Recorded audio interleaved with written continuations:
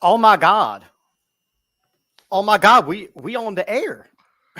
We on the interwebs. What's up, everybody? Welcome to the Sports Wheelhouse end of 2023 sports spectacular blowout, whatever the hell you want to call it.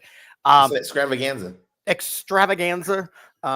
Excravaganza. We in here, we partying, we looking good. I don't know why I brought shades. I kind of felt like it. For New Year's, baby. We did that. Adam, good to see you, my friend. Hello, Hello, hello. So, I mean, we have been crazy busy with basketball season. I announced for boys and girls varsity. You coach boys varsity down in South Carolina. I mean, it's been a little crazy this time of year. So we have not been able to get on the air, but we did want to kind of say adios and sayonara to 2023 together. Facts. So that's where we are. What's up, buddy? How you been? Man, I'm busy. We're poised to try to make a state championship run this year. We're looking pretty good at it. We've been doing pretty well. So that's been my main focus, has been getting Girl High ready to go into region play, which it's funny. We start region play next week. Okay. So 2 weeks of region play, and then after region play is over, we start playoffs. So that's pretty big. Yeah, we're more than halfway done. We got 3 losses on the season, all really, really good losses to really good teams. So, man, it's crazy to say this, but like we prep so hard for the season, and then I feel like the season just like flies by. After Christmas, it's almost gone. Yeah, I mean, and I think that's the way it works, like down in South Carolina. Like here up in Pennsylvania, it doesn't work that way. Like the season kind of is just starting. Right. So they play a couple games before winter break, and then after winter break, it really ramps up for the month of January. So again, I announced girls and boys varsity basketball at Norristown High, and again, neither team is really going to be too competitive. I mean, the girls team has a new coach. The boys team has a new coach. The boys team starts 5 seniors, but they've had 3 coaches in 3 years. So, I mean, it's a lot. Yeah. Well, I'm hoping it's been really, really good, but I have kept up with the other sports since I've been doing this. So I have a lot to talk about. I can't wait to see this see what we got on here. It's funny because everything that happened over the last it's been like a month since we potted. Everything that's happened over the last month, I kind of wanted to go, my God, I want to talk about this with JD. And then we just didn't get an opportunity to. And then something else happened. Like, man, I want to talk about this with JD. And then we didn't get an opportunity to. I've even resorted to doing these little 3 or 4 minute live videos. I watched them. To just try to get my thoughts out, but like it's not enough. I need this. This is therapy. I need this. Yeah. So the last time I counted, there were 15 topics on the wheel. Okay. We're gonna get all crazy all over the place. I have invites out to the AAT Birds squad if they want to, come on in and air their grievances, since it's Festivus for the rest of us as well. So if anybody watching wants to pop on, you can let me know, reach out to me on the socials. And if I have an opportunity to reach out to you, maybe you can pop in and air some grievances. But again, we're going to get going. We're going to rock out. All right. So this is the wheel. And I figured out a way to make it kind of match our color scheme. So that's nice. That is really nice. Dude, I'm ready. I think you've been waiting on this moment. This is your time to shine. All right, so like I said, we got 15 topics on here. I'm spinning it for the first time. That's quite the spin. Oh boy, that is a nice spin. It's giving me All right, this is an easy one. Machine Gun Morant. So for those of you that don't know, John Morant was suspended for the first, how many games of the season? 25? I don't know. It was a lot. 50? He was suspended for a lot of the season. He just got came back. He just got back. And the big news that's come out of Ja's world is he doesn't really give a crap. He's not changing his inner circle. He's not changing his people around. He's not doing literally anything different. That is his plan, to not do anything different. No new friends. Which, again, I understand. But at the same time, I also don't understand. It's new friends. I get it. But so he played a game the other night. Against, I don't even know who. And this is from the the Pelicans. This is from the Memphis Grizzlies page. And look at the celebration.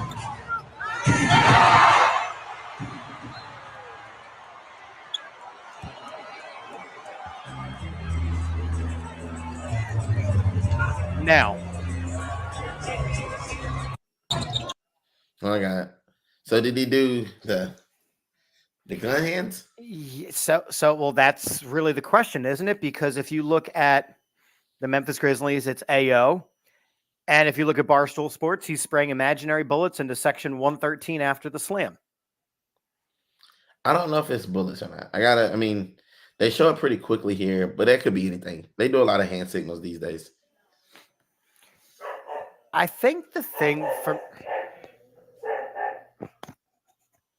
my dog has that dog in him, apparently.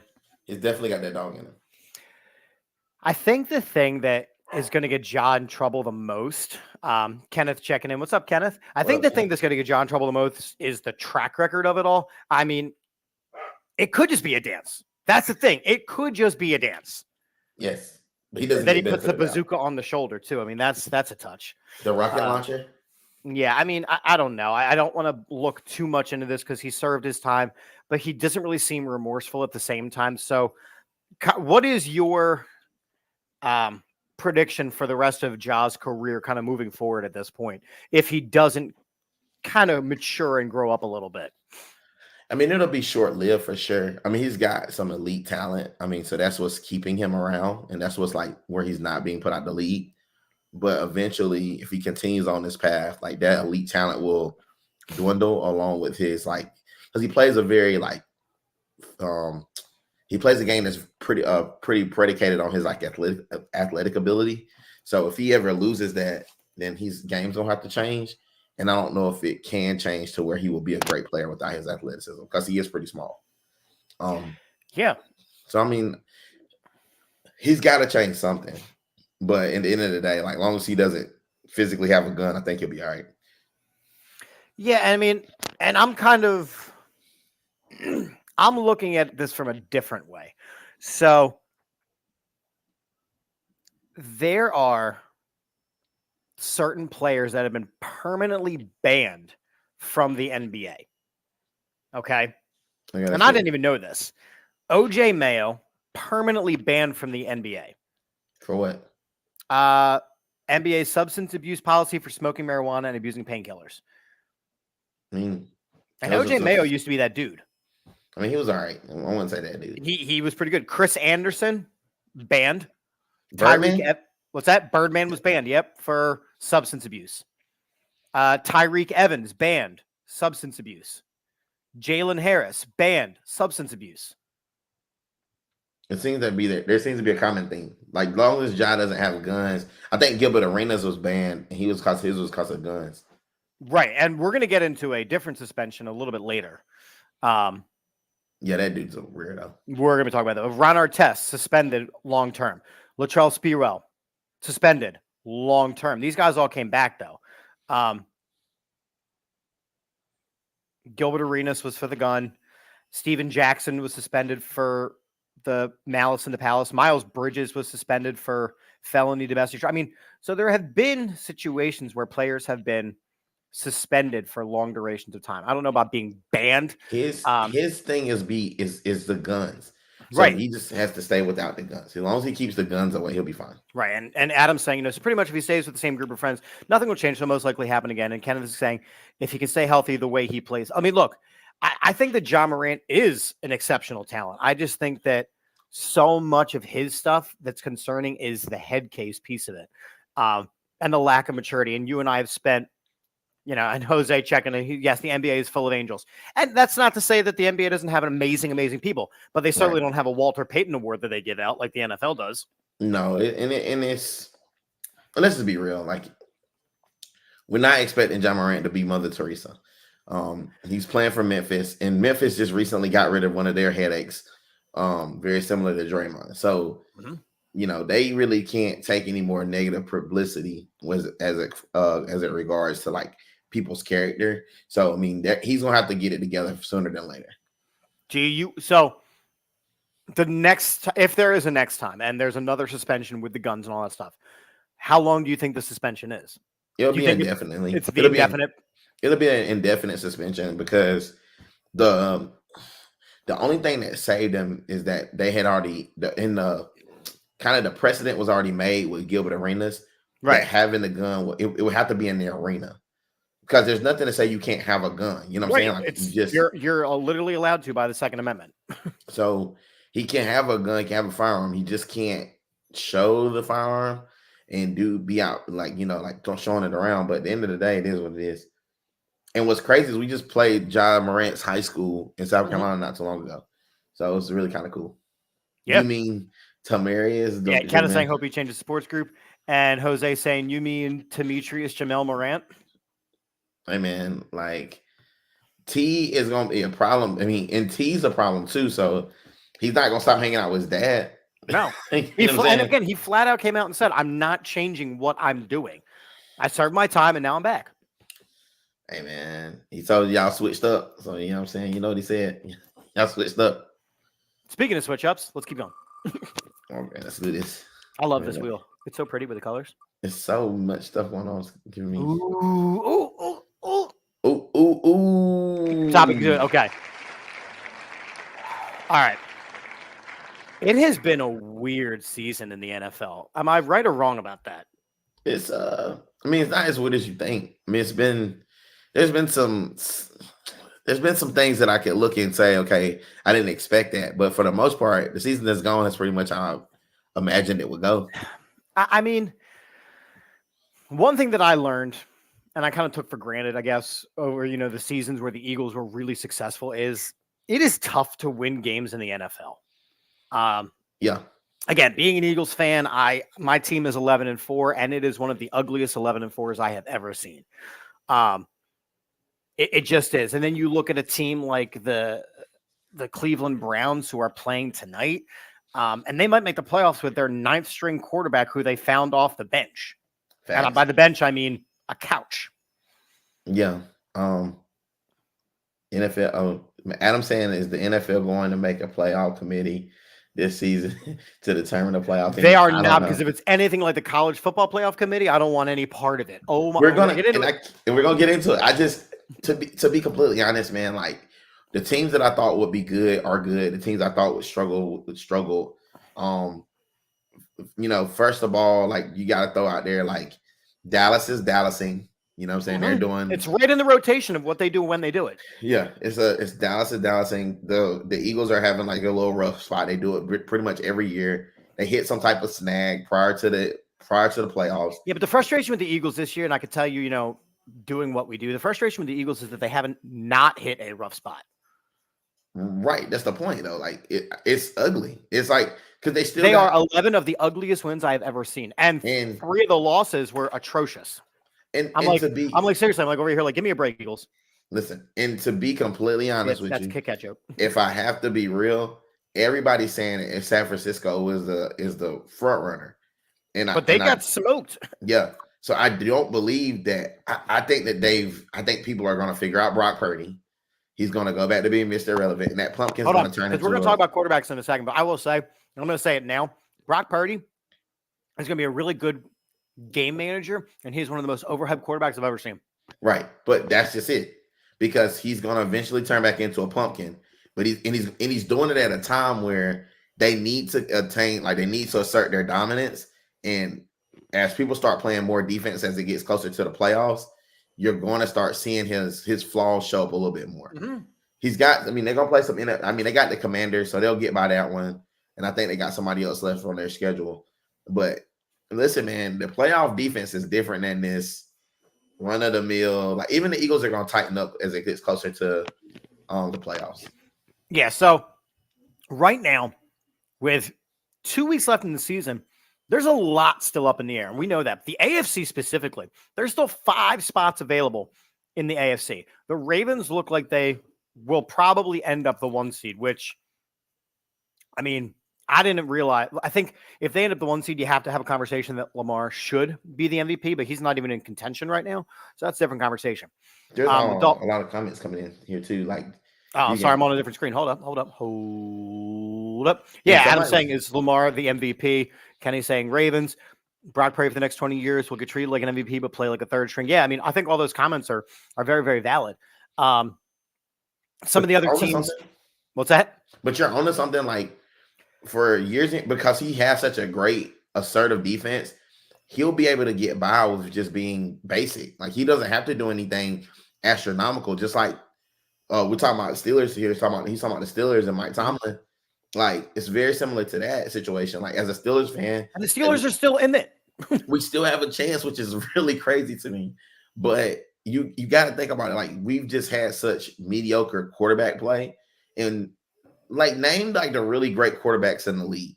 We're gonna do that. That's a whole topic on the wheel. I mean, just talk about the playoffs right now. Just the playoffs. So playoffs as it goes right now, I think out of the NFC, I think it's a 3-man race. Mm-hmm. Out of the NFC, I think it's Cowboys, Eagles, and San Francisco. Okay. The AFC will present you Ravens. I mean, the Chiefs are going to have to go on the road for the first time in Mahomes' career. I know, but I don't even know. I don't count the Chiefs as being one of the front runners. Neither do I. I really think the Bills are getting hot at the right time, but they still I think it's Bills, Dolphins, Ravens. I think that's the top 3 out of the AFC. You don't think that the Browns have a chance as the dog pound goes crazy here?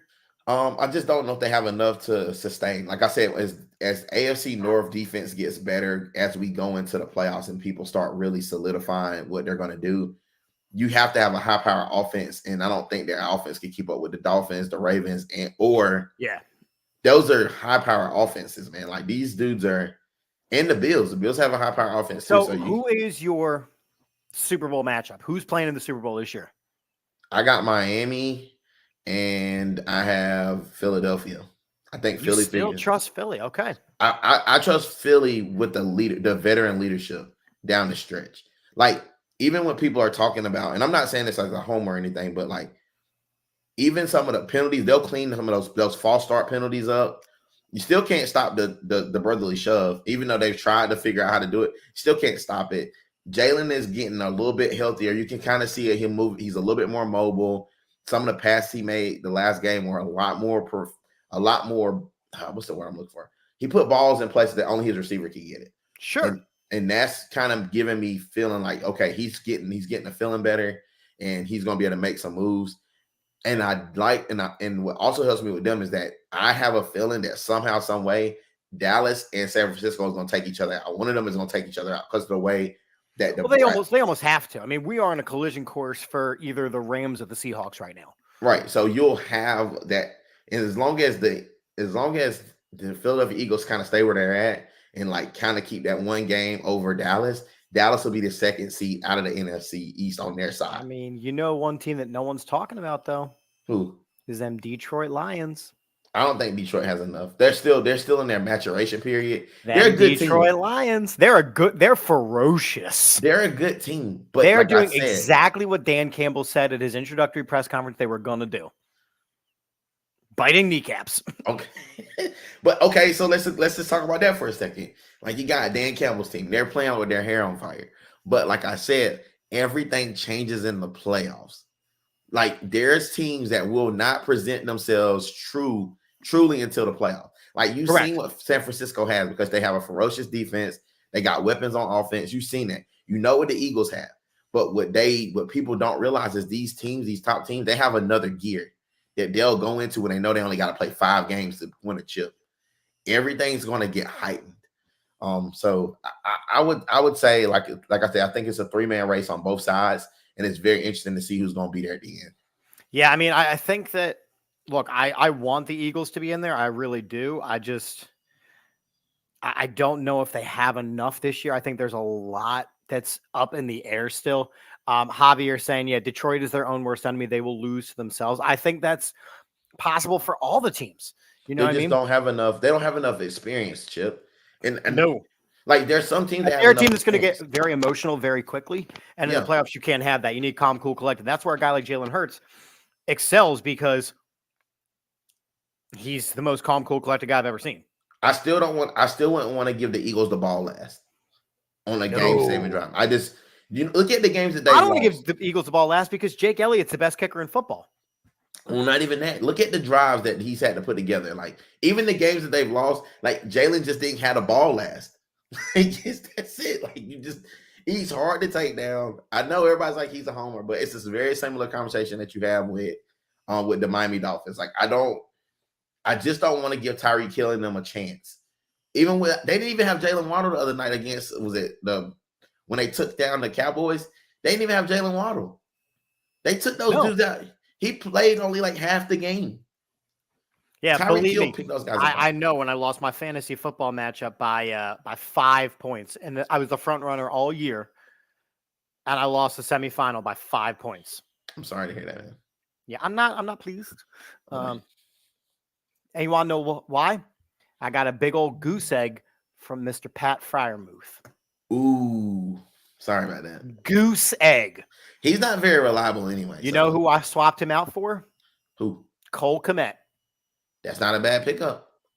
You talking about from the No, I'm saying I put Cole Kmet on the bench and put Fryermuth in thinking he was going to get me 5 points. That's not going to happen. It did not happen. Update. It did not happen. So I finished in 8th place, and then potentially 3rd or 4th in my other league. I'm sorry, man. C'est la vie. C'est la vie.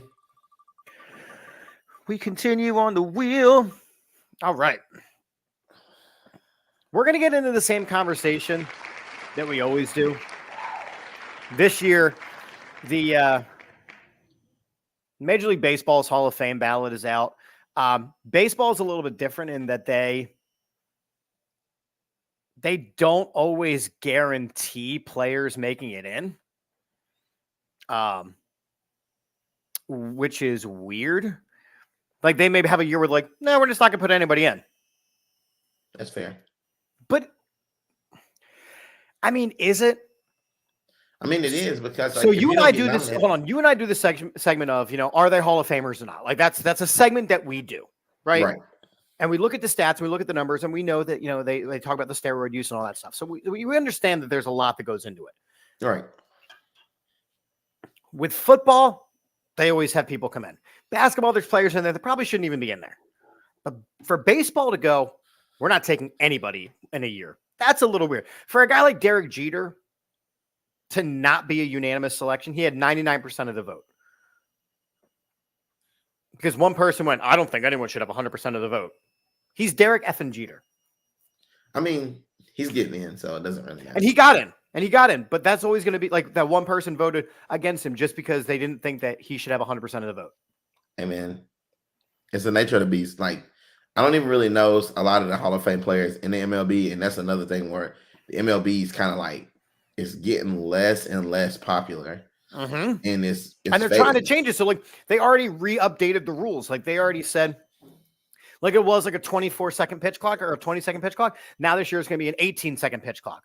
Like, they're still trying to fiddle and faddle with it, which is fine. But again, I'm like, so some players that are eligible are Bobby Abreu. I think he should be in, but that's a homer pick for me. Bronson Arroyo, probably not. Carlos Beltran, I think should get in. I'm just kind of scrolling over. Mark Burrell, he had some no-hitters and stuff. He could go in. Andrew Jones. There you go, Mr. Atlanta. What do you think about Andrew Jones? Only Jones I really know is Chipper Jones. Chipper Jones already got in. Jimmy Rollins is on the list this year. Scott Rowland's on the list. I like Jimmy Rollins. I think Jimmy Rollins should get in. Manny Ramirez is on the list. I like Manny too. Alex Rodriguez is on the list. Why does I he like not get in? A-Rod. Why does he not get in? Roids. Manny, why does he not get in? Roid. I bet they get in this year, though. No, they won't because they don't put steroid players in. And the same way that they won't put Pete Rose in, and I agree with that because he's a scuzz bucket. Pete Rose is a dirtbag. I don't think you put him in the same conversation. I've been so on the fence about Pete Rose in my time as a podcaster, but he keeps getting in his own way. Javier said that Detroit's his own worst enemy. Pete Rose is his own worst enemy. You got to get a phone out of this guy's face. I don't know. I don't know what the MLB is trying to accomplish. I mean, I think baseball was more enjoyable this year for sure.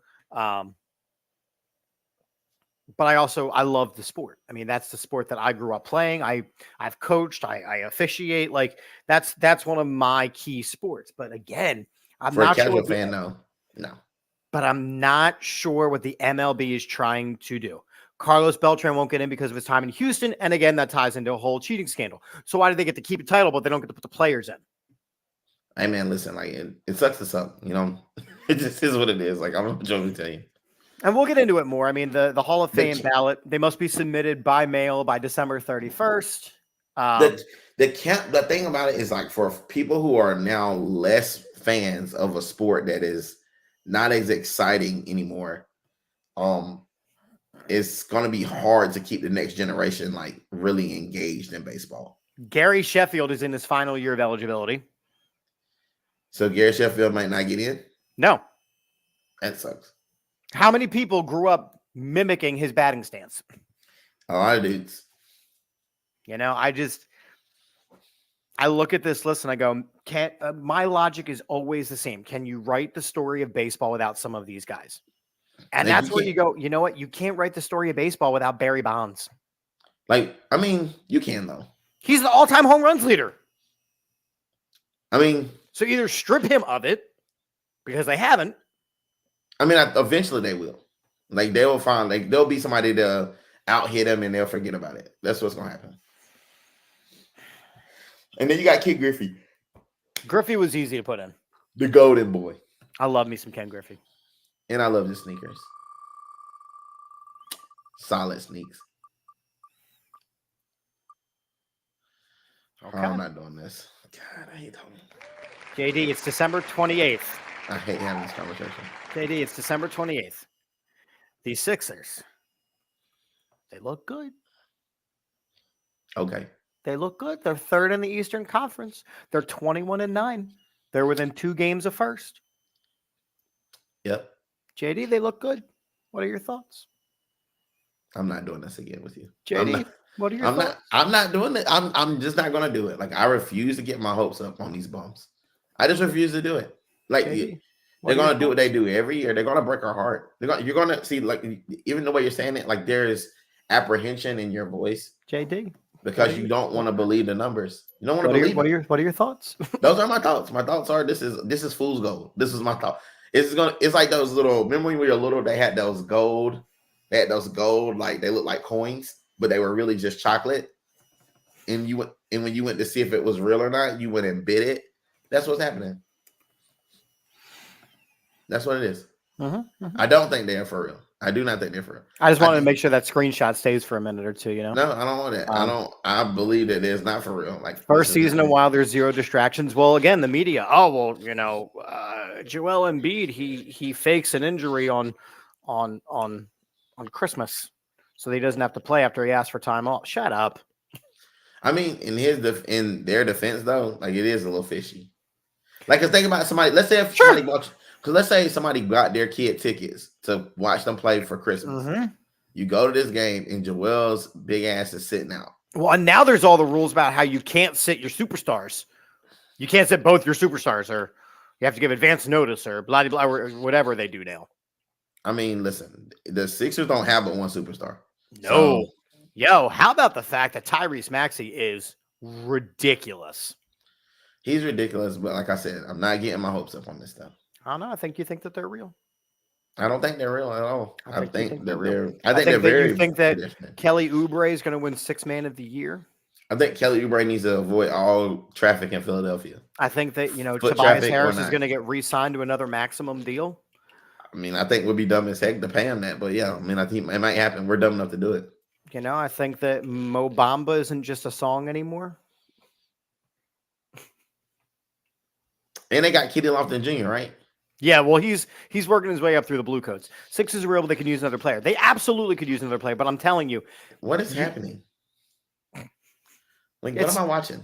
It's the same thing that we do with the Cowboys. It's just we're in the circle right now. No, we're not. Listen, Andrew, I hear what you're saying. Like, I get this, man. Like, I've been there too, and I thought that the Sixers were for real for multiple years, and I've gotten my hopes up. I got into fights with previous podcasters about this. I just don't believe it. We still got Daryl Morey in the front office somewhere. Oh no, not just in the front office, in the front of the front office because they re-signed that man. Oh yeah, and I don't know why. look at all the misfortune that he's brought from Philly. Like, I think my favorite is that Ben Simmons' back is hurting again. I think that I don't know what the Clippers are doing right now. Listen, man, I just believe that y'all are giving a lot of hype to a dude that literally tried to turn the team into the Houston Rockets.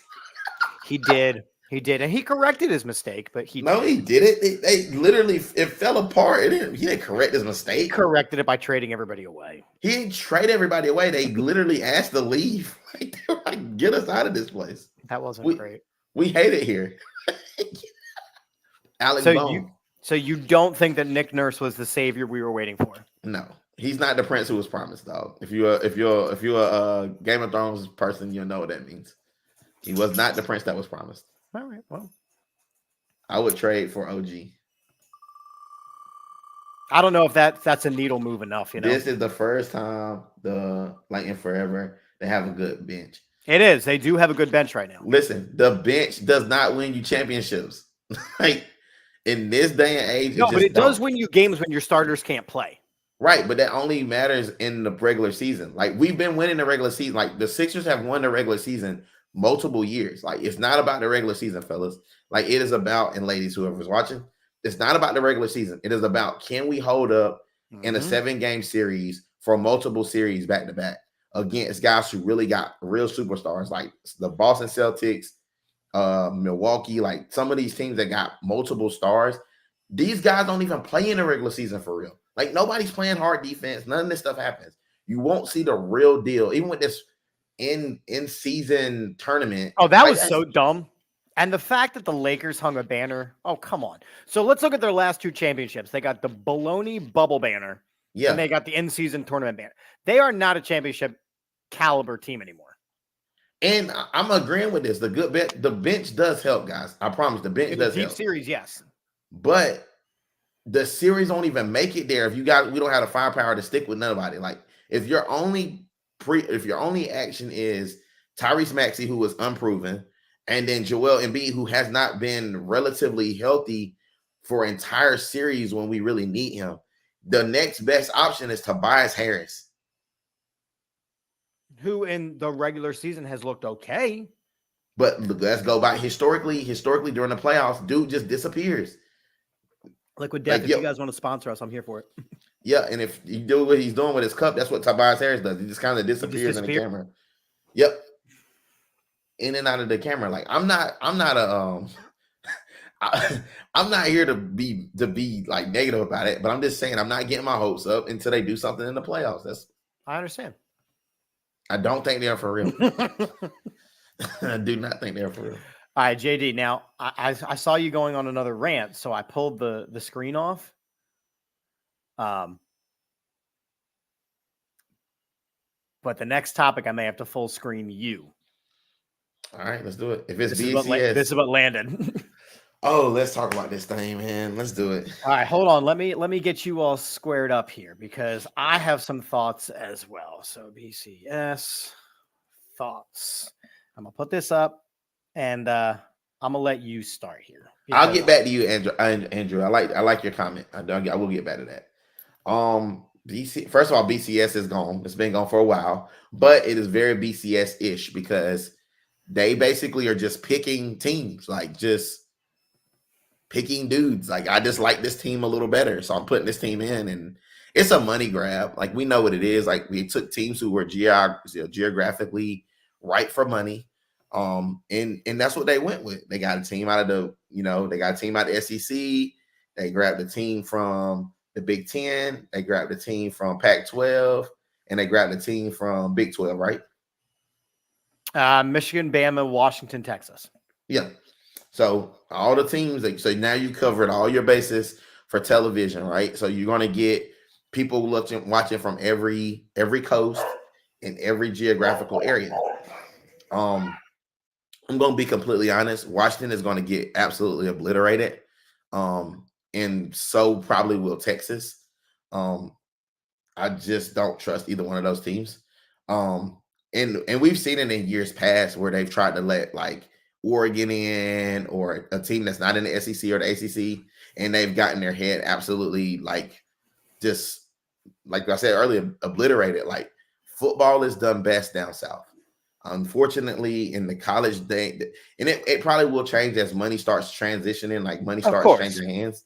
But as of right now, the best football is played down south. And the fact that we were even having a conversation where, they weren't thinking like they left Georgia out because they lost to Alabama. Yeah. And they left Florida State out because they lost their quarterback, even though they didn't lose at all. And then they're like, well, they're going to sit their players out. Georgia and Florida State are sitting their players out. Well, they don't want to play in that game. Why would they? Why wouldn't they? They wanted to play in the college football playoff, and I don't blame them.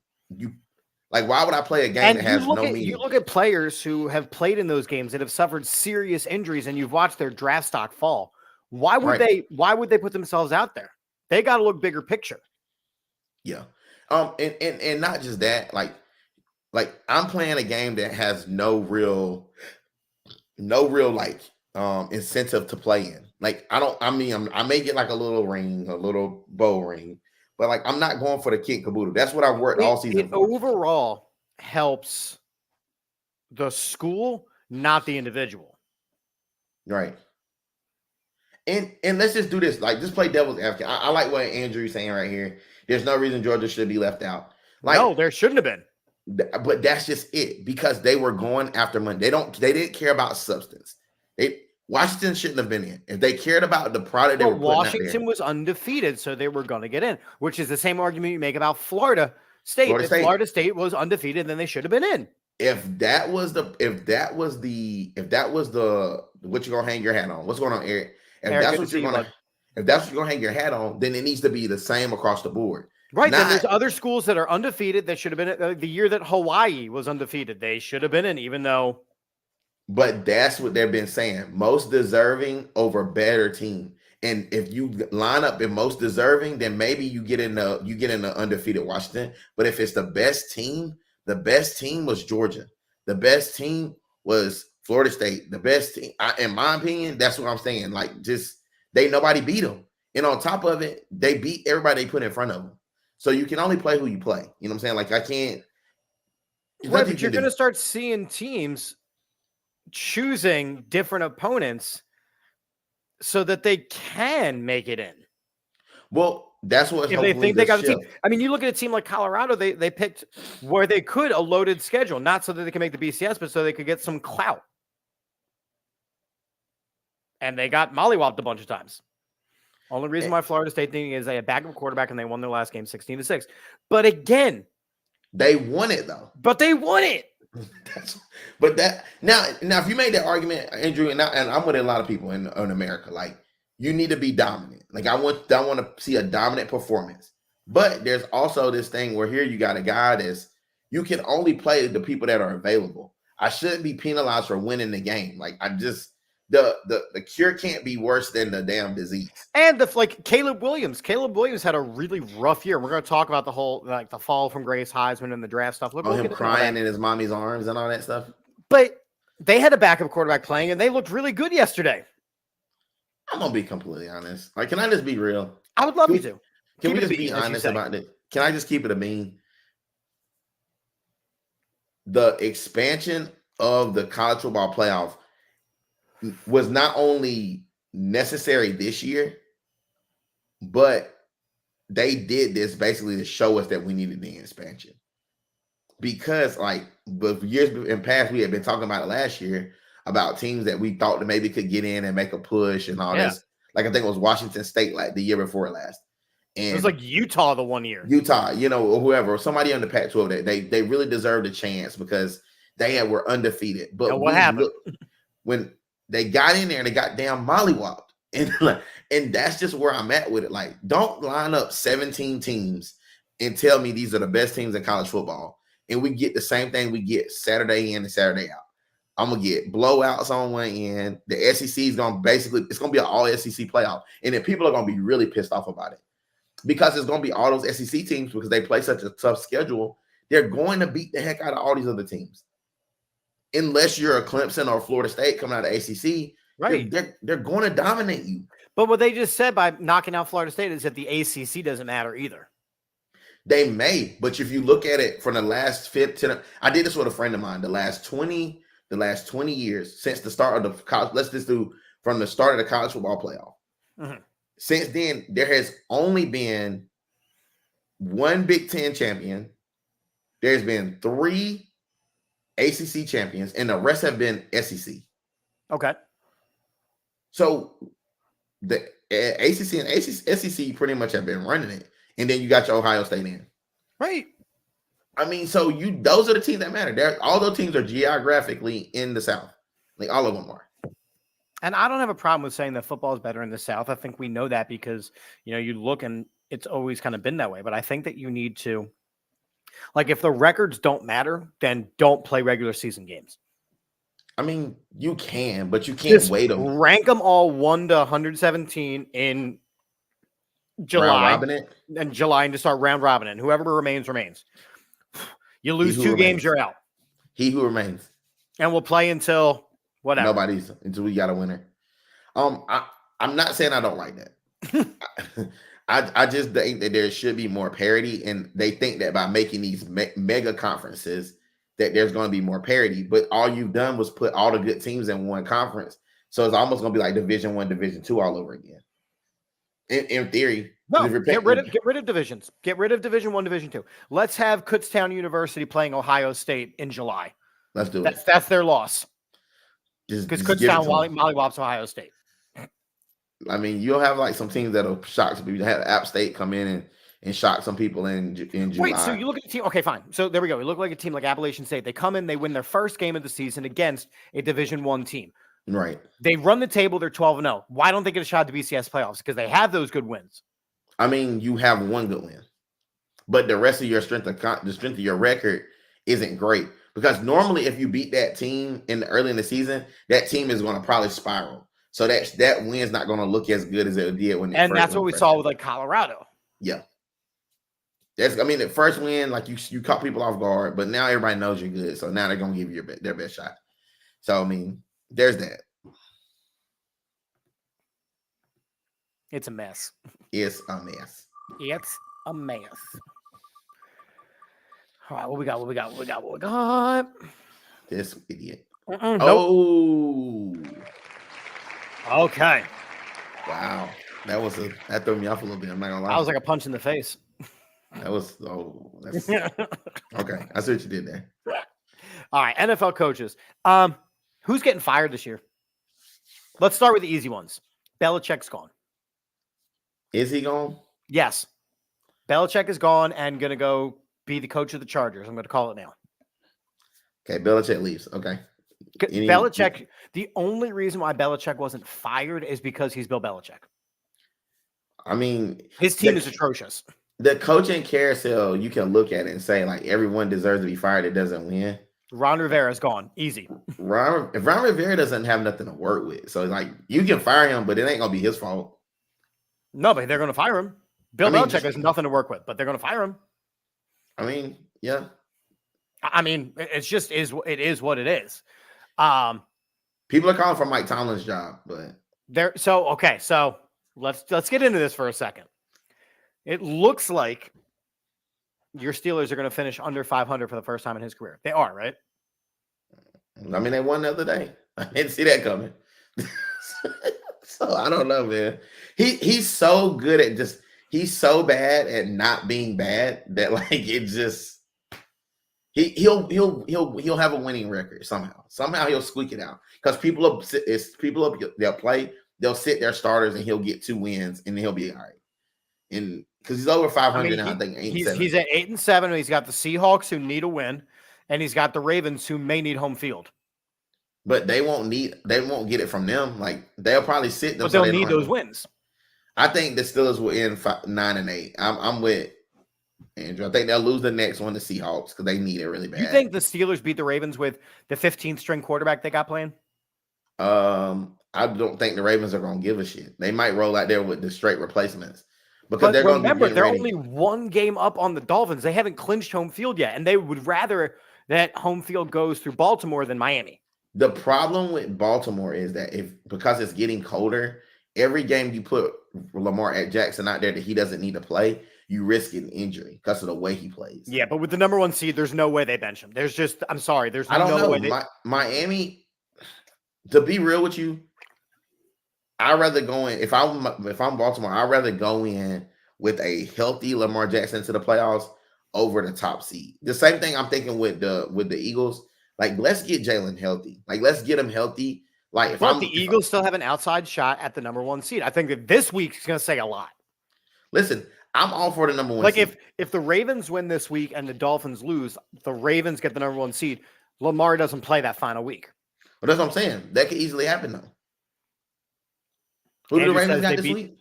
The Ravens have hold on. Give me a second here. Standings. The Ravens this week have the Dolphins. Oh, so it's all this week. Yeah, you're gonna get it. It's gonna get done. If the Dolphins win and the Ravens lose, then the following week the Ravens have to play everybody. But if the Ravens beat them, which I think can happen, especially if they don't have Jalen, then they don't gotta play nobody. No, and they're still gonna get that win. They're gonna be 9-8. All right, let's keep going through these comments, right? Jets coach. I don't even know who that is. Robert Saleh is not on the hot seat. Only because Aaron Rodgers didn't play this season. You're talking the ball head dude, right? Yeah. Yeah, he good. He's straight. He's straight. He's fine. Because he won some games without Aaron Rodgers. He made him almost competitive for a while. Yeah, for a little bit. Brian Dable is not on the hot seat. Brian Dable is a jerk, but he's not on the hot seat. Brian Dable's on the hot seat because he made Tommy DeVito look like he was a respectable guy for a second. Yeah, I mean, they even had shirts. Ugh. Nick Sirianni is not on the hot seat. Absolutely not. He has over 700% win percentage in his career. He has a Super Bowl appearance. Yeah, he is not on the hot seat. Couple years. And he's got a franchise quarterback. His coordinators, that's a different conversation. We'll talk about the Eagles in a couple of minutes. But Nick Sirianni is the furthest thing from the hot seat. Yeah, my man's sitting on a very cool. Sean Payton's on the hot seat, though. I don't think so. Not in his first year. Sean Payton is on the hot seat. Not in his first year. Now, we're going to talk about Russ, but not. If the Russ bus is on the hot seat, then so is Sean Payton. Dude on the Falcons, he's on the hot seat. Falcons, they can't do anything. They can't do anything. How about this, though? I want to ask your thoughts. Kind of flipping around the hot seat question. Is Antonio Pierce the permanent coach of the Raiders?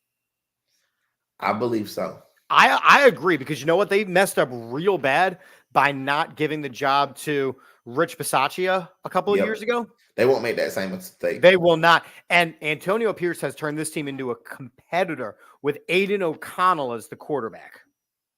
Yep. I mean, there's just no other way to say it.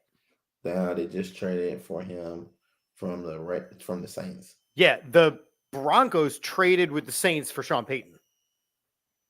I get what you're saying. That doesn't mean anything at all. Especially when they're doing shicey stuff like sit and rest bus, just so they can keep some bread in their pocket. Like that's shicey. Oh, it's shicey as all shicey. So I don't know, man. I'm with you. I think that the carousel will continue. We'll see guys get moved that really won't deserve it. And always, and that's what ends up happening for sure. So this is an interesting comment, right? So I think Gannon is one and done in Arizona. I disagree. I don't disagree with Andrew, and I haven't agreed with much he said, but I don't disagree with All right, so it seems like we have a conversation here. So I think Gannon is one and done. Make your case why Jonathan Gannon gets a second year. Well, he hasn't had his quarterback all year. First of all, his quarterback came back and played. He played some, but he only But had also remember, Kyler Murray is not his quarterback. It is just the quarterback of the team that he inherited. But that's what I'm saying. So he hasn't done anything. Like, so in that first year, he hasn't done any. Like, that's not his DNA. Like, that's someone else's DNA. It's like a girl. It's like a girl you met, but she was with somebody else, and all of a sudden now she's like at your house, and like you just got her. She's just at the crib.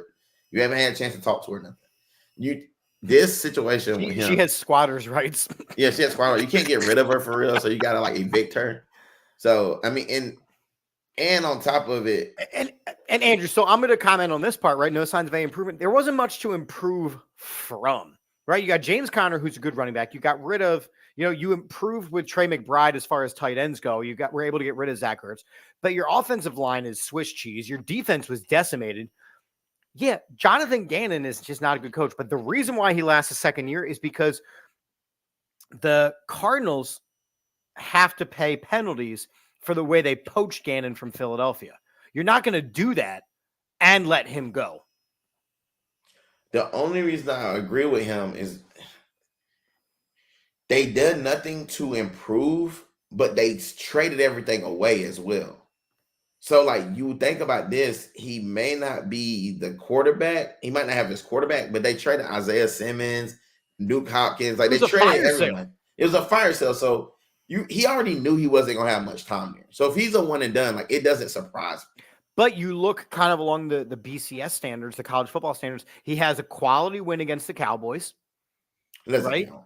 Yeah, but it does, because if the Cowboys are making playoffs and doing great things, if somehow he comes in and beats the Eagles at home this week, he's guaranteed a second year. Maybe. I don't see them firing him. I just don't. I don't see them. I mean, he may get. I mean, he's not a black coach, so he'll definitely get a little bit more time. That do be fast. So, one we didn't talk about, Mike Vrabel in Tennessee. I think Mike Vrabel has a little bit of rope left, because he's had some successful years, but like they don't have nothing. They got. I don't even know who that quarterback is. Don't they got Will Levis, because they benched Tannehill. Tannehill got benched. They got Will Levis. They got Derrick Henry. He's had a down year too. I just don't even like. I mean, it's not Vrabel's fault. It's just that. But will he be the fall guy? He won't be. I think he's got some time. Yeah, Kenneth is saying that the Cardinals should have kept Dobbs. Yeah, going into this week, Dobbs is still the passing leader on the team, and he's a Viking now. Facts. Been a Viking for weeks, for months. If they give him another year, Arizona going all on defense the next year, or offensive line, because you got to build through the lines. And Arizona's line, I couldn't name three guys on there. I couldn't name one guy on their line. I don't know the two guys that play on the team. And I did an Eagles Cardinals preview show last night. I still couldn't name players on their line. Sheesh.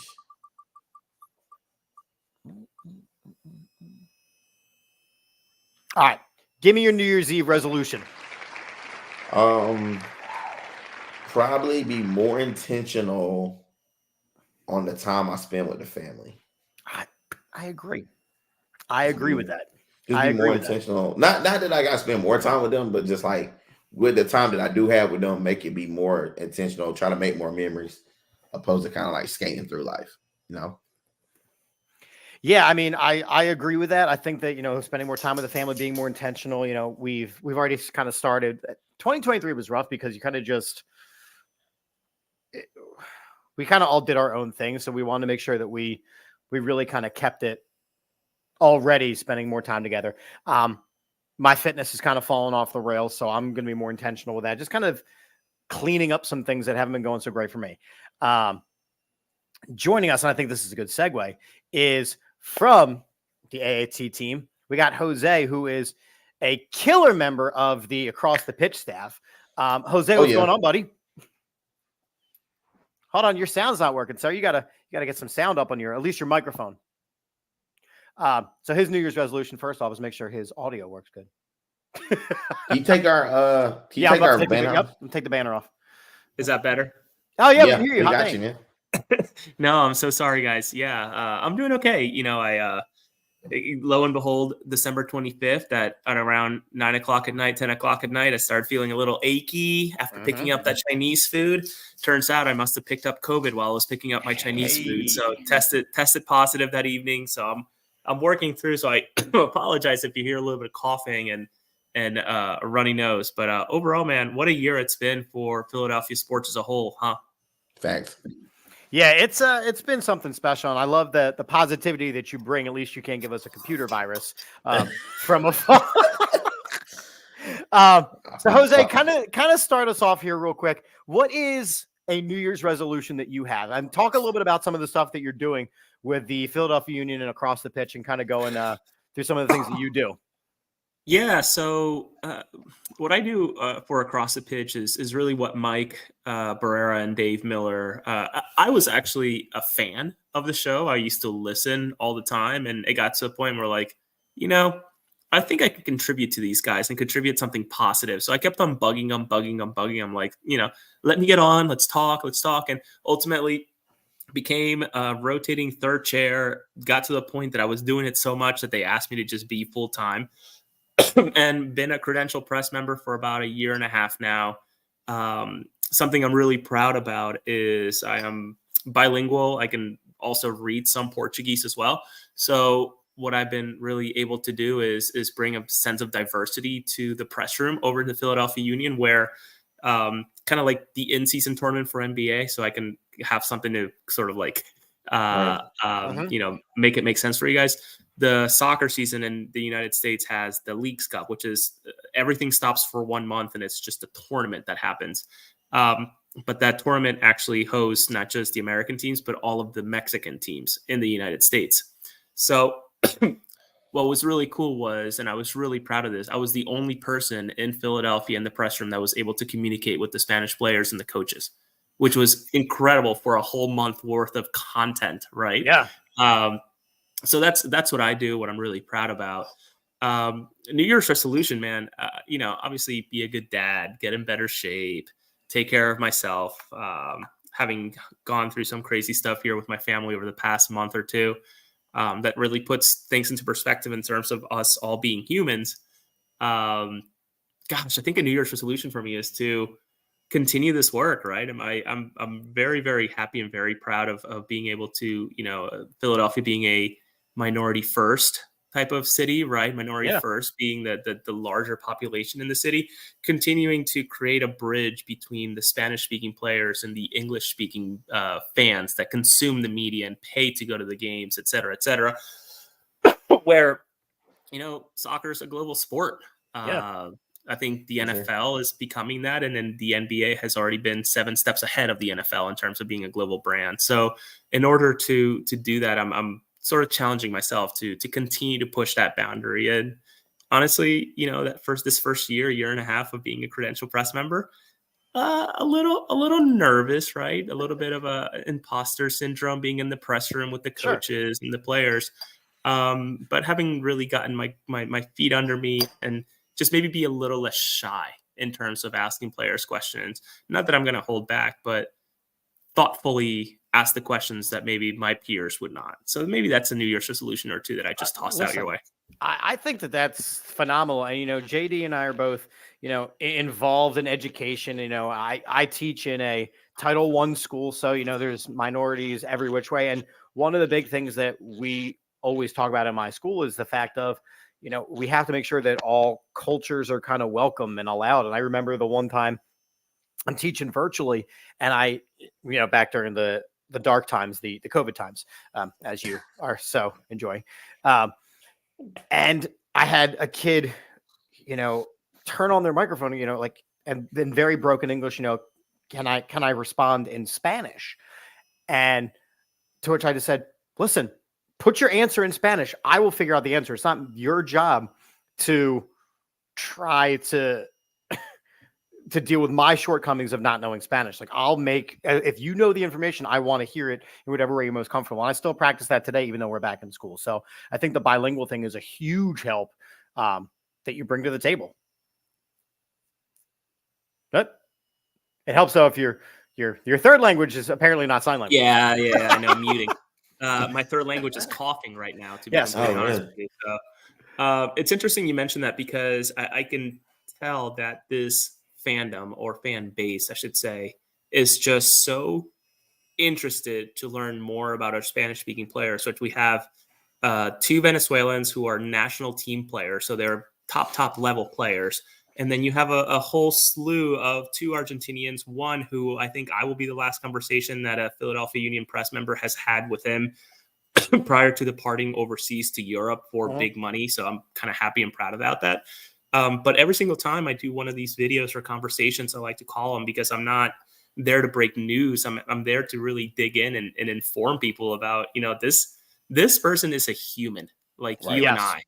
They just happen to be extraordinary at a sport. So why don't we dig into who they are as a person, why they do what they do, and just make them seem more normal, which they really are. They're just people who make a lot of money because they're good at something. They're not any better or lesser than you. They're just different in their profession. So every time one of these conversations go up or content relating to these Spanish speaking players, it does great numbers. And not that I'm a numbers driven person. Obviously I'm competitive, but We it peek at the just, numbers. We all do. yeah, of course. Absolutely. It just shows that the hankering and the hunger or the appetite, I guess, from the fan base to learn more about these guys. And I'm just so happy I'm the guy who gets to do it. And I hope that other people consider tackling it as well, because it really doesn't make sense for, again, a minority first city to only have one person who is completely fluent in Spanish.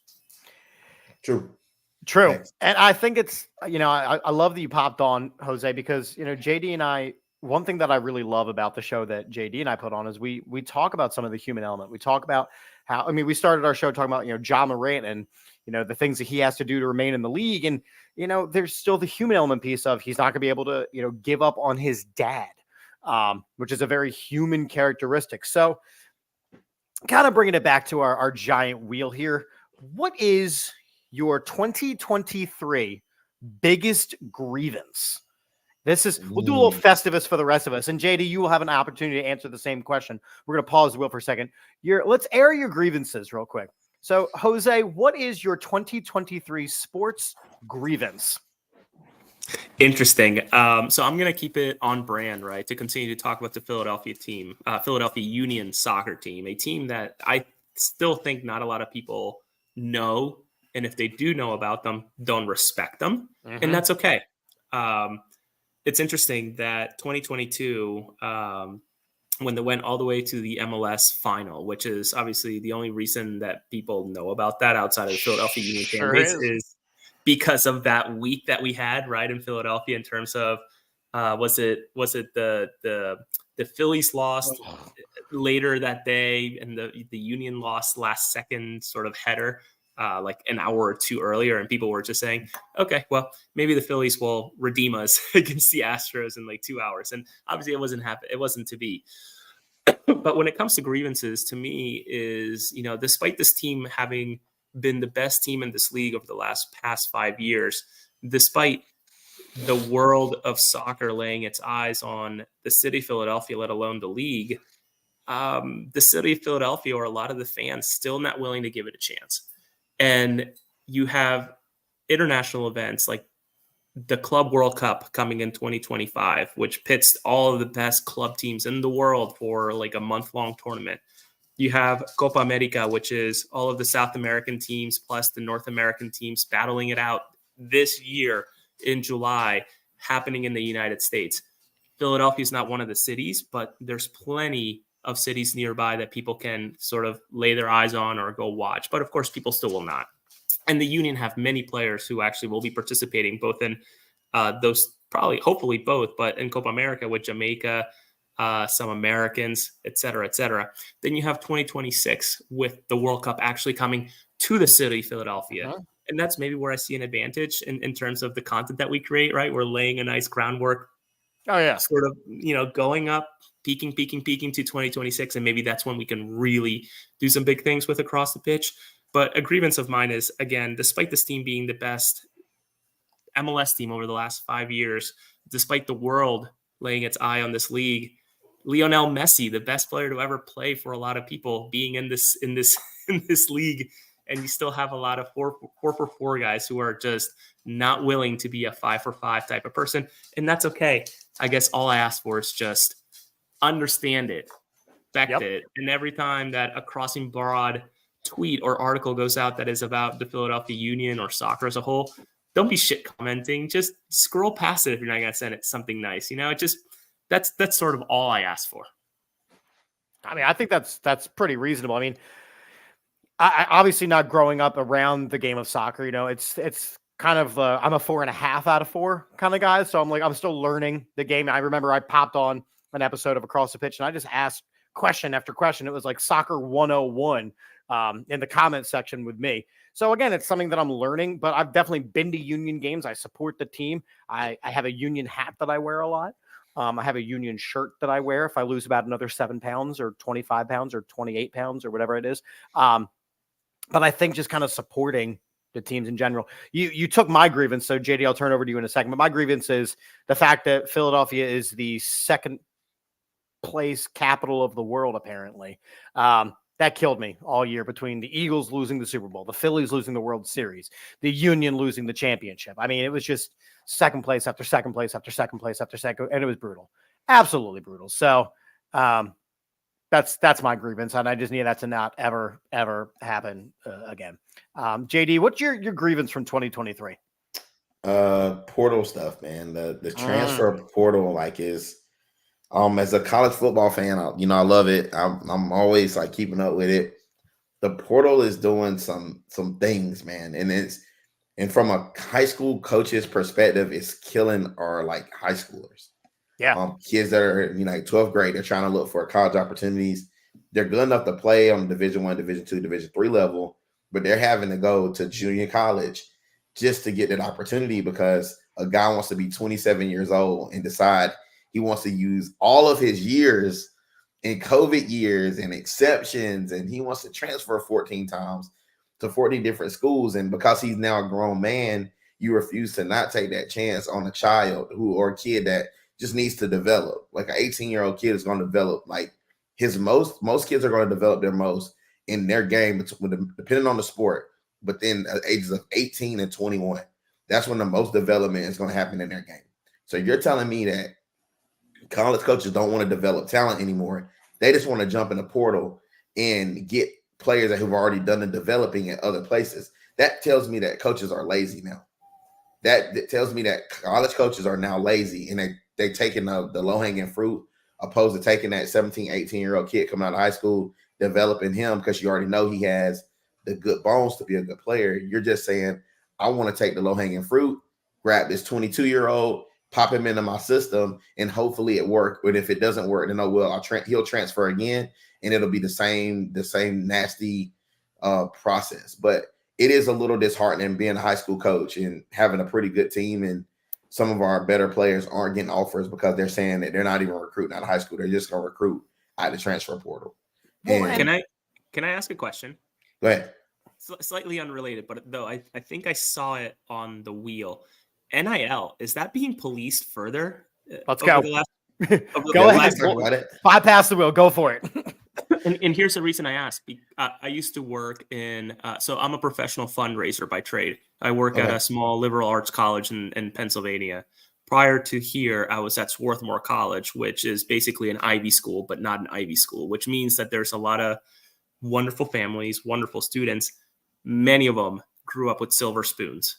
Yes. And my work was wonderful because I was there while I was at Swarthmore. My job was to literally fundraise for the athletic department, which meant if I wanted to send the baseball team and I wanted to not touch their budget, and this is how committed that community was and how well off that community was too, I would need to make maybe 5 phone calls, and I was sending the entire squad to Slovenia for a tour of the country, right? No issues whatsoever. So I remember a lot of chatter about NIL happening at the time. This was 3-4 years ago. Has that changed a whole lot? And the reason where I want to drag it back to soccer, the MLS Super Draft just happened. Teams like Philadelphia are notorious for being low spenders. Plus, the CBA that runs out in 2028 makes college students that get drafted have to accept a 1 year guaranteed and then 2 additional years of club options. So the players don't even have an option. There's no such thing as a player option in the MLS. So when you come to Philadelphia as a drafted player, you're making maybe 68. I think that's what the goalkeeper that they drafted last year is making, 68K. So my thinking is, what is keeping an NIL around Stanford, where we just drafted a kid for the Union? He's a fantastic soccer player. I know that. He's also brilliant because he's going to Stanford for engineering, I believe. What's keeping him or the NIL from saying, don't accept the draft? Stay here for another 2 years. We're going to give you more money than what you're going to make as a player. That was sort of where my brain went, but I don't know how policed that was, because last I recall, isn't the NCAA director, president, whatever you want to call it, wasn't he the ex Boston guy, the ex mayor or something like that? I can't remember, but he was asking for the government to help police it, which in my head, it's like, don't don't do that. Don't want that. But no, but you're right. A couple of years. You're right. So I'll let Chip take some of this too, but like right now where I'm in South Carolina, and they're about to pass in January, NIL is available for high school players. So we just went from having college just get bombarded by NIL. Georgia has already passed it. So in order for South Carolina to keep up with Georgia, so we don't lose our players to Georgia, like they're basically now probably going to open it up to NIL for high school players. And you're right, there's no way to police it. If I'm a good enough player and and my family's struggling, I can get up to, I think there's no cap for it either. Like, as far as I know, there's no cap. Like, you can be a guy that makes $150 a week, or you can be a guy that makes $150,000 a year. Right. And there's no cap. And I can't imagine being 17, 18 years old, making $150,000. And my coach, who makes about 50 to 60 or $70,000, being able to tell me what to do. Like, I'm like, bro, like I'm squashing your paycheck. Like, so what are we talking about? And then on top of all that, you're also talking about, and we've covered this on the show so many times, the explosion of the AAU world, where, hey, we've got hookups with all of these NIL programs. So if you sign with us, then you're looking at the demise of high school ball in its entirety. And again, there's a lot of things to take into account here. So I think about the gaming world, right? The video game world, which is NCAA football was stopped being made, I want to say in 2013, somewhere in that range, because you weren't allowed to use the players' likenesses because they benefited and made no money off of it. Well, now with NIL, NCAA football is putting a new game out in 2024. Yeah. Why? Because the players are now able to be used. On another side of things, if they're going to move NIL to the high school world, and you're already going to put this excessive amount of money into these children's hands, why do you need to go to college at all? Reinstitute the high school pathway directly to the NBA. Well, you can't do that because of the amateurism of it all. But the amateurism, they're now flipping amateurism to where you need to be ready. So you need that 1 year to go to college, or you can go into the G League or whatever they got. Right. But why would I do all that if I'm already making the millions and the thousands? Right. You look at, so I look at a guy like John Couldn't you Morant. circumvent it all by just taking online classes at a community college? And that's the new thing. So you're going to have kids that are going to start being homeschooled and then finding either a program, an AAU program that's NIL based, or they're going to just go to a high school that's like a Catholic school somewhere that's got all the NIL deals. Yep. And they're just going to do that. They're going to be homeschooled. Their education is going to be a thing of the past. And you're just going to have people. Not a thing of the past. Education is already a thing of the past. Let's be very clear. As somebody who's been in education for the last 15 years, education is one of the bottom most requirements of a student athlete. True. Fair enough. Unless you're at an Ivy League school where they do put, I was going to say, not at Swarthmore. At Swarthmore, right, but again, you're not looking at players who are going to be first and second round draft picks in that situation then. You're looking at people who are going to college to get a college degree, and they just also happen to play basically a professional sport. That's true. But yeah, NIL is crazy. And I hate to say this because it gets sometimes you can get like watered down if you mention it a lot, but you're expecting children to be able to handle something that most adults can't handle. And tie into the adult piece. You know, you look at some of the biggest offenders. You're looking at Lamar Ball and what he was. I mean, think about if NIL was around for his 3 sons. You know, there was already enough drama surrounding them. Look at Ja Morant's dad, right? Imagine if NIL was around when Ja was coming out of high school or even in high school. Well, he wasn't that good in high school. So we got to. Right. He needed his year in college. His years in college. But again, it's these parents. So again, doing what I do as far as announcing varsity basketball, I see the complaints that the parents make when things don't benefit their children, like a gym being closed during the winter break. I know all our players had to get together at LA Fitness to have practice. Right, because the district is closed. They don't understand the ins and outs of the system. So now you're throwing money into the solution and you are even less educated. Some of these parents are going to be first generation money people. Yeah, that was going to be my one. That was going to be my point. You know, I went to college. I hold a certificate for teaching secondary ed history, whatever. That's right. And I saw a lot of really crappy stuff in South Central Pennsylvania. And I think about, you know, parents, and this is an unfortunate truth, right? Say that there is a mammoth of a kid who is a man amongst boys. Mom and dad are drug addicts, alcoholics, etc. And suddenly they have to, because by law, the kid probably can't touch that money if he's under 18. Right. Getting a ton of money. You know, aiding and abetting their vices. I mean, it's Britney Spears all over again. It brings a lot of crazy issues, and you know, I think Chip, you'll appreciate this, or both of you will appreciate this. But like, you know, putting the sport before the humans, which is something that unfortunately happens way too often. Facts. Because like I know I always say this in my classroom, but you're a student athlete. So when I take time to put out the eligibility list, it's not because I want to put you on the bench, it's because you didn't do your job first off. Right. And now that's going to be diminished because the first time that one of these kids is challenged academically from someone, they don't like it, and mom and dad don't like it, they're going to hit that transfer portal, bud. Like they're going to be in that portal and they're going to the highest bidder and whoever can do the most for them. And you're going to start to see more kids transfer during the middle of the year when they don't get to play or they're not happy with the coach or whatever, because there's no penalty.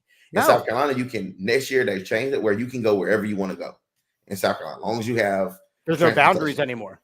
Well, there's no boundaries. And on top of that, the only penalty that you get if you have a bunch of transfers is that you have to go up a classification in your, like we do the A's. So we have like 1A through 5A. Like which is actually going to be beneficial because at that point, then you'll get the bigger sets of eyes from the colleges, from the people who want to see these guys all in one fell swoop. Yep. So you're going to be playing better talent and everything anyway. So it really doesn't. It basically just incentivizes kids not having to stick it out or have to deal with adversity. I'm going to leave at the first sign of trouble.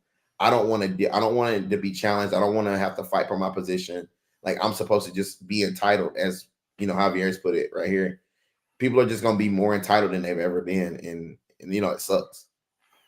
I just think it's really interesting that, you know, between the three of us, we all were able to hit on so many different sports with the same issue of what this NIL and what this money is doing to the upbringing of these student athletes. And we're not even talking big money sports. We're not talking. We didn't even hit football. Football down south is crazy. Like in states like Texas, where they got unlimited money. And they have mailboxes in the middle of fields. Dude, literally, like they just fired Jimbo Fisher and they didn't bat an eye that they have to pay his payout. No, they did not. It was like $80 million. They didn't even bat. It might have been more than that.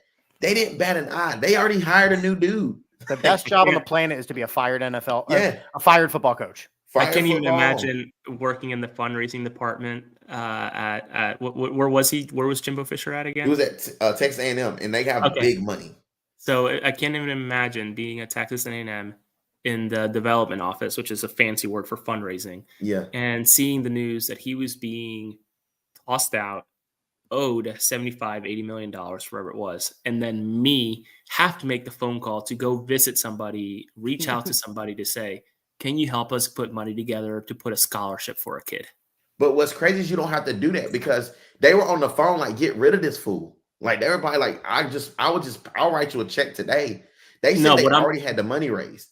What I'm talking about is not the athlete, which is what people forget about, right? Yeah. You think about the minority kids or the kids who deserve to be in the classroom, but unfortunately don't have the financial means, and they get stuck with the burden because of a football coach who's being paid an astronomical amount of money, gets booted out, and then people like myself have to go make the phone calls to ask for support to create a scholarship or to help facilitate the budget, because colleges are not there to educate people. 101 right here on colleges. Colleges don't make money educating people. Colleges make money because it is basically a hotel. They make money off of room and board. They don't make money off of putting you through a classroom. They make money off of feeding you and putting you in a bed, So to me, it's fascinating the money that floats around in that sport, or really in a lot of those colleges, and zero of it really goes where it should be going. That's crazy. Which is, to me, the teacher. Yeah, I mean, teachers are scraping by. I mean, we got a whole bunch of things left on this wheel. I think we're going to hit on a couple more and then probably call it. I know there's a couple that we definitely want to talk about. This is going to be pretty simple. I mean, quarterback frauds. Holy cow. This has been the season of the backup. It's always been that way for the last couple of years, Chip. Yeah, but like this is something special, and the anointing of these players really quickly. So really quickly off the top of my head, I mean, Josh Dobbs, he was a nice story for a while, but he is a career backup. Yep, he was my guy for a while. Career backup, Shawty. Clipboard Jesus. Tommy DeVito, career practice squad guy coming up. He was making cannolis 2 years ago. He was making cannolis 2 weeks ago. True. I'm happy for the guy, though. I'm happy for his family. We're happy for him, too, but like to anoint these guys is crazy. Like I look at a guy like Taylor Heineke, right? Taylor Heineke, who for all bets and purposes really made his career out of being the Washington kind of guy, signed himself a little contract and was asked to be the guy in Atlanta again when Desmond Ridder couldn't do the job. Heineke's a career backup. We know that around draft season, quarterback stocks go through the roof. Like we're aware of that. And I look at a guy like Brock Purdy. And JD, I know you've been chomping at the bit to call this man a fraud. He is. I agree. Brock Purdy is a game manager. He has got the best running back in football. He's got one of the best tight ends in football. He's got one of the best athletes in football. He's got the best defense in football. All he's got to do is not turn the ball over. He just needs to not lose it for him. Yeah. He's got to not play like he did last week. Yeah. Just don't throw 4 interceptions. You still got a chance. But he is, he's the MVP of the league. No, he's not. No, he's not. With San Francisco's team, the way that they're constructed, he's not the most valuable player on his team. Most MVP stands for most valuable player. Listen, my 35-year-old haven't thrown a football in like 15 to 20 years, can get out there and get some touchdowns with that team he's got. Like, as long as I stay upright and they don't hit me, I'm good to go. Like, I can make some decent passes, and I'll get some touchdowns. Do you guys think that, going back to the DeVito guy, do you feel like this short-term success is going to be more help or harm in his career long-term? I think that the Giants actually have a bigger problem because they were so quick to pay Daniel Jones $40 million a year. I'm not talking about the Giants. I don't care about Big Brother. Right, but the thing is that the player. Right, but DeVito is on the Giants, right? So he will not be the future quarterback of the Giants because they've already paid $40 million to Daniel Jones. It hurts Daniel Jones's argument. It hurts Brian Dable's argument. And they're going to sign, DeVito will sign somewhere as a backup quarterback, as a third string quarterback. But I was about to say what Javier says, which is I don't think we're going to hear from him again. He's going to sign one-year deal somewhere with an open quarterback room. I'm thinking somewhere like Atlanta, somewhere like, honestly, like a Green Bay, because Love is not the dude. Somewhere like Arizona, who they have all this money in Kyler Murray, but they're going to need a backup quarterback because Kyler Murray's not the guy. And then he's going to fizzle out of the league. He's going to pull a Kirk Cousins. That's what's Jeremy Lin. Right. His Kirk minutes Cousins. Of insanity, right?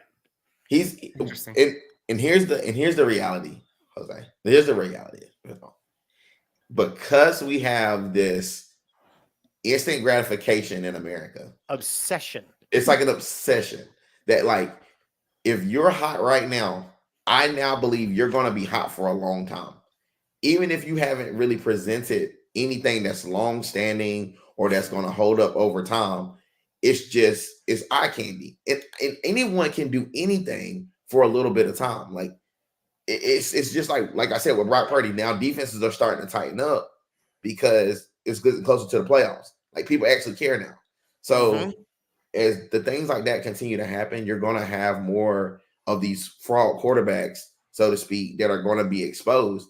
But the league is very limited on quarterbacks, on good ones at that can be a franchise quarterback, but they have to pay somebody. So you have a lot of these guys who just, we got no other option, so we're just going to pay him.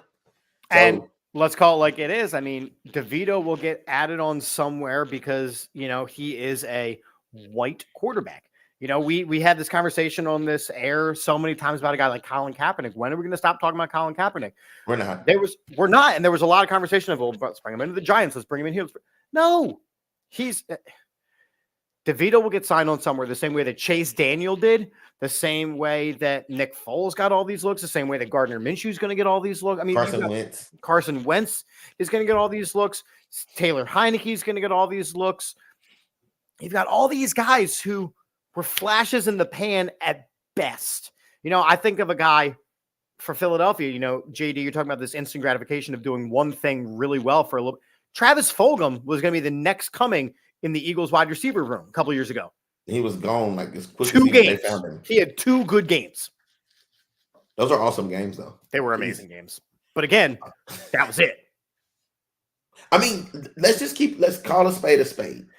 Boston Scott is only on this team because he plays the Giants 2 times a year. He's gonna do what he's got to do to stay on the team, and he's a mainstay. But like, you think about the cornerstones of the league, like you got your Josh Allens, you got your Aaron Rodgers, like the main names, even like Russ Bus. We'll talk about him at some point. And you got some of these guys that are mainstays, like the Patrick Mahomes, those guys. You got those mainstays, so they're going to be here for a long time. But the rest of the guys who are just trying to get on, they're going to find somewhere to land. Like always, like Kenny Pickett, he found somewhere to land because they just ran out of options. There were like no more options. So, I mean, and you look at even the guys coming up, right? Coming out of the college ranks, the same thing is going to happen because of the fact of their quarterbacks. We see this every single April. The quarterback room, they get inflated. Like Caleb Williams had a bad year, and people are like, oh, he's going to save the Washington Commanders. He's going to save the Chicago Bears. He's going to save the Arizona Cardinals. He's not. And if he does, it'll be a couple seasons. And my thing is, I'm not saying you can't develop talent. That's one thing. But a guy that loses a game and goes and jumps up in the stands with his mommy is ridiculous. Like, you don't have the mental dexterity to lead a team. You just don't. Now, Shedeur Sanders, like, I don't know what his stock is now or whatever, but he should stay at Colorado for the NIL purposes. He might. But he will your money. He probably will make his money, but I think Shedeur is good enough to play in this league. It's just he's been around professional sports in a long time. Sure. So he's going to prepare his body, and I think he's the opposite. I think he should leave Colorado before he gets his head knocked off. Like, yeah, I'm surprised he survived the season. I'll be honest. He's got like a broke rib, something else. Like, dude, like he needs to. They didn't even have insurance for him. Yeah, about that. The man had to go out and buy his own insurance policy. We coming. Broken rib and stolen chain, right? Wasn't that video floating around? Someone broke into their locker room. Yeah, we coming, but with no ribs. Yeah, they're cooking, but no ribs. Jose, I know you got to scoot. Do you have any final thoughts for 2023 as you fade yourself out? No, man, I'm glad I'm standing, right? That's the biggest and most important thing, right? We're all here. And ultimately a year of gratitude. I went from, it's doing nothing as a fan and now doing what I do, beat reporting for the union and hopefully continuing to do it for a long, long time. And just very thankful for everybody who has helped and AAT Sports for helping me get a platform in a way, right? Because without the network, I wouldn't be able to be a credentialed member, and that opened so many doors to the point where I send an email and I'm able to get into whatever soccer stadium across the country. Never mind do international games like Germany and Mexico out in Philly, the same day that there was that World Series game, which was madness. So just honestly, a year of reflection and hopefully a lot of really good stuff for all of us. And I appreciate you both for letting me crash super quick. I apologize. I got to run. It's just Don't apologize. This COVID brain just gets to you, right? I'm going to try to go to bed. No, I get it. Jose, we get it, man. Appreciate you coming on. For sure. Best of health. We're going to keep going as you sign yourself out. So yeah, we got a couple more topics on this wheel. We're coming up on the hour and a half mark, but we're gonna keep rocking and rolling here. We're gonna try and speed through some of these topics. Shout out to everybody who's hanging tight with us. NFL awards. I mean, this is a pretty easy topic for me. I think Tua is your MVP. I think Tyreek Hill is your offensive player of the year. Those are my big two. I'm gonna go Lamar Jackson as the MVP for a second time. Just because without him on that team, we're not even having a conversation about the Ravens. Just period, because he doesn't have the best of weapons. He has some weapons, but he doesn't have the best of weapons. And so like at the end of the day, I really do believe that if you're gonna give out an MVP, he needs to be the guy that if they didn't have him, that team would be decimated. And he's the one guy that if they don't have him, that team's decimated. All right, so this is one that I know you weigh in on. Who's your defensive player of the year? Ooh, I know you have thoughts. Everybody's gonna say TJ Watt. Like I know TJ Watt is always one of the ones, and then they say Micah Parsons. I lean towards, if I had to give one out, I'll lean towards Micah Parsons or whatever. But like I'm not attached to anybody necessarily, but I guess it's go to Michael Parsons. I think he's the most dominant. Yeah, I mean, I think Myles Garrett is in the running for it. Because the fact that they are in the running to claim playoff spots and things like that. And of course, I turned on the game down low and there's a scary moment happening in the Cleveland game, guy kind of flailing around and shaking. So hopefully that's okay. We'll keep you updated on that. But yeah, I think that Myles Garrett I think that he's your defensive player of the year, as that defense has been lights out. I mean, you can say the same thing about San Francisco as well. Uh-huh. Like they got Bosa. So I mean, they have so many weapons on that team. Yeah, I mean, but they picked up one of those weapons halfway through the year. So I mean, it is what it is. Rookies of the year, I truly don't care. No, don't care. Who is MCM? Is that Christian McCaffrey? Why is it MCM? I think it's CMC is what he meant to CMC. Write. Oh, okay.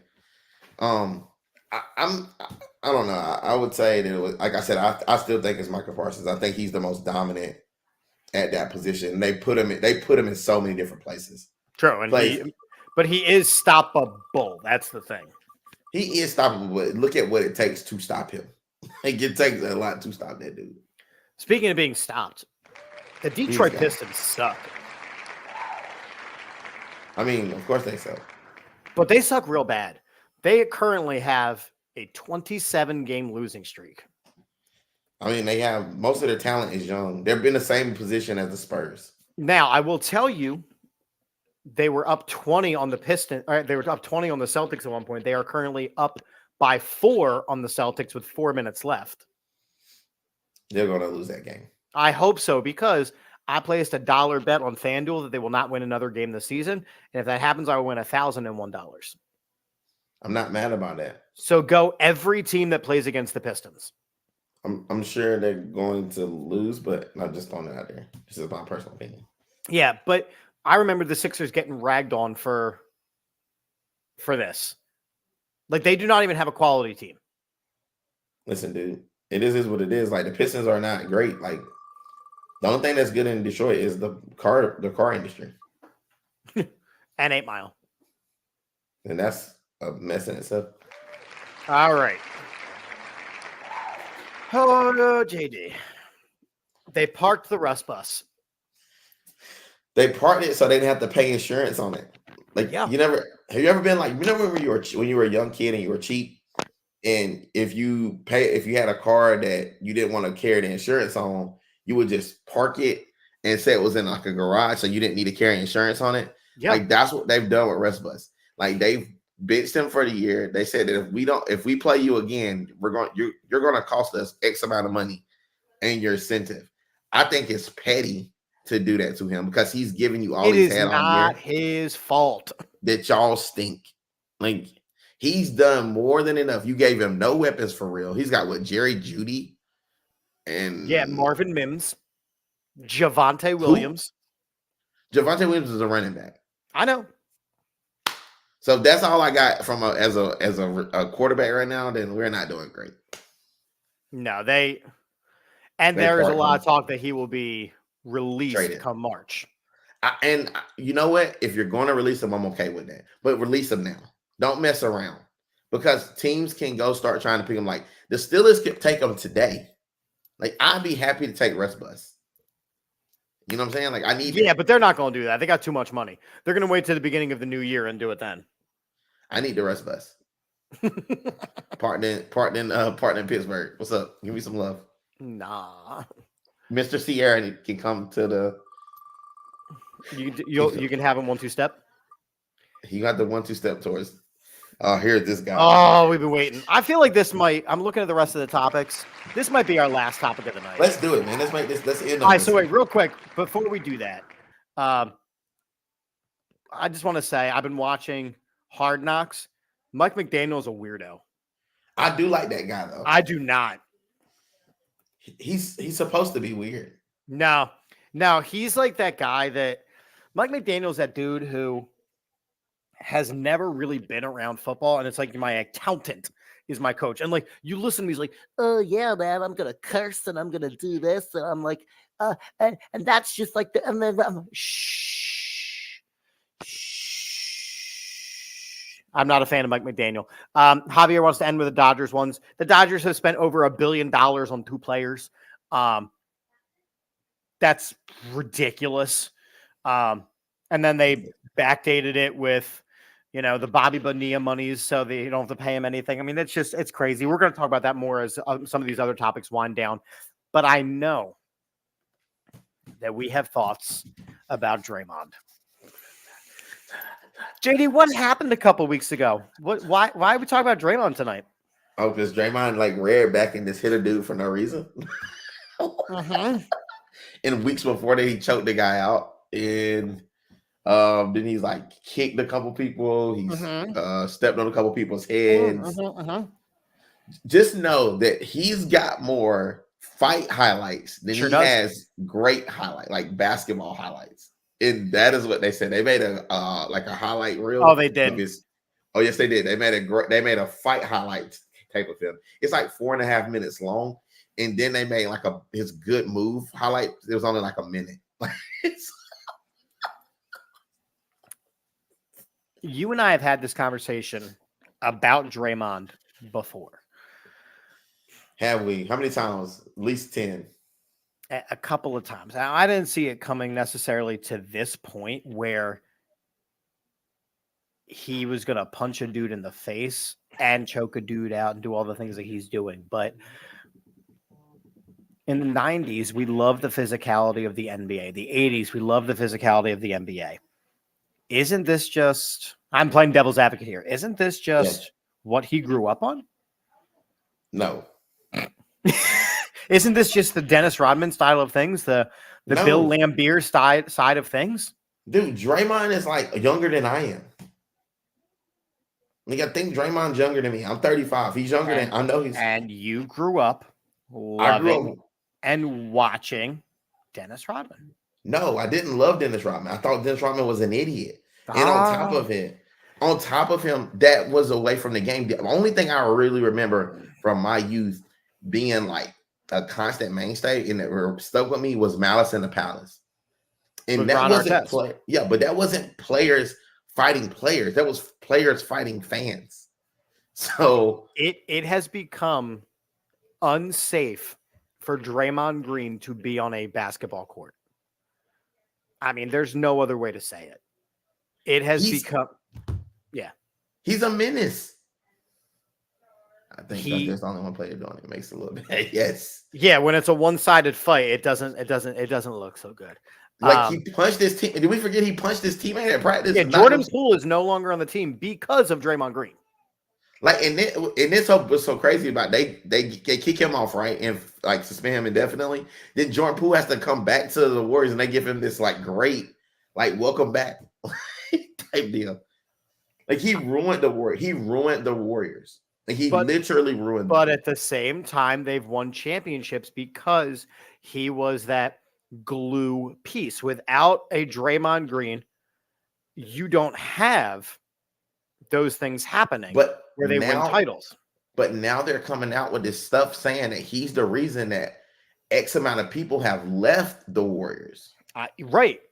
So, big question here then.